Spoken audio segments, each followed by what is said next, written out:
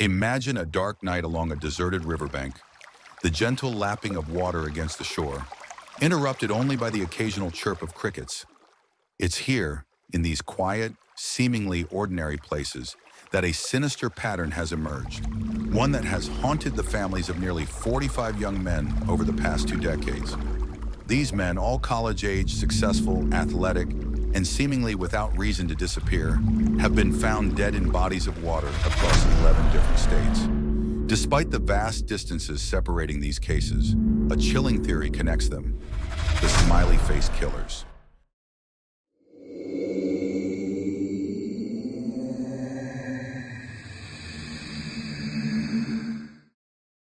The story of the Smiley Face Killers was first brought to public attention by retired NYPD detectives Kevin Gannon and Anthony Duarte, who, along with Professor Lee Gilbertson, began noticing a pattern in the deaths of dozens of young men in the late 1990s and early 2000s.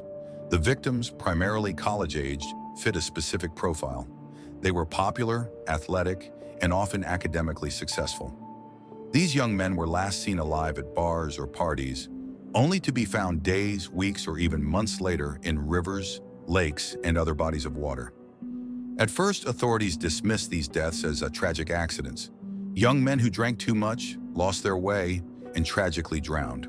But Gannon and Duarte noticed that many of these cases shared more than just circumstantial similarities. For instance, some of the bodies displayed levels of decomposition inconsistent with the amount of time they were reported missing.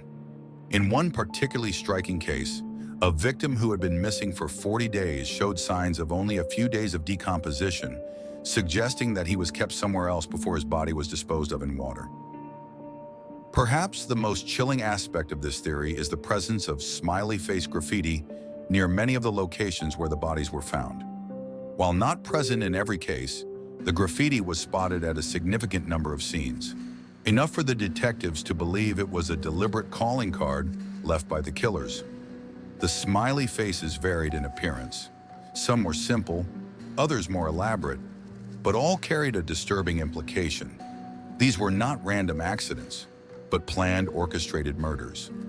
The detectives theorized that the killers, or a network of killers, were abducting these young men, drugging them, and eventually drowning them, leaving the smiley face as a taunt to law enforcement. They suggested that the killers were targeting men who fit a certain profile: intelligent, athletic, and charismatic. The type of young men who seemed to have everything going for them. The use of the smiley face, a universally recognized symbol of happiness and innocence, added a twisted irony to the crimes, turning a symbol of joy into a marker of death. Despite the compelling narrative, the smiley face killer theory has faced significant criticism and skepticism, especially from law enforcement agencies. Critics argue that the presence of smiley face graffiti is too common to be meaningful evidence, and the idea of a coordinated group of killers operating across such a wide geographic area without leaving more definitive evidence is seen as implausible by many. Furthermore, the theory has struggled with a lack of concrete evidence linking the drownings directly to foul play. While many of the victims were found with drugs like GHB in their systems, which could have incapacitated them, toxicology reports alone are not enough to prove murder. Investigators have also pointed out that drownings among intoxicated young men are unfortunately not uncommon, especially in areas near bars or bodies of water. Gannon and Duarte have countered these criticisms by pointing to inconsistencies in the cases, such as the aforementioned decomposition rates, unusual injuries on some of the bodies, and the apparent lack of struggle that one would expect in accidental drownings. They argue that these anomalies suggest a higher level of planning and control than would be expected in simple accidents. As of today, the smiley face killer theory remains just that, a theory. While the detectives behind the investigation continue to advocate for a deeper look into the patterns they've uncovered, many law enforcement agencies remain unconvinced.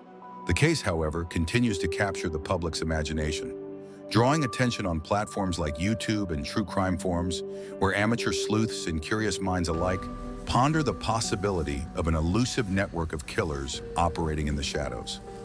What is clear is that the smiley face killer theory represents more than just a collection of strange deaths.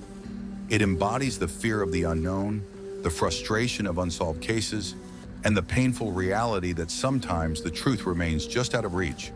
Whether the theory is ever proven or not, the stories of these young men deserve to be remembered, and their deaths demand answers. For now, the rivers and lakes that claim these lives keep their secrets, and the smiley faces, whether coincidental graffiti or a chilling signature, continue to haunt the dark corners of this ongoing mystery.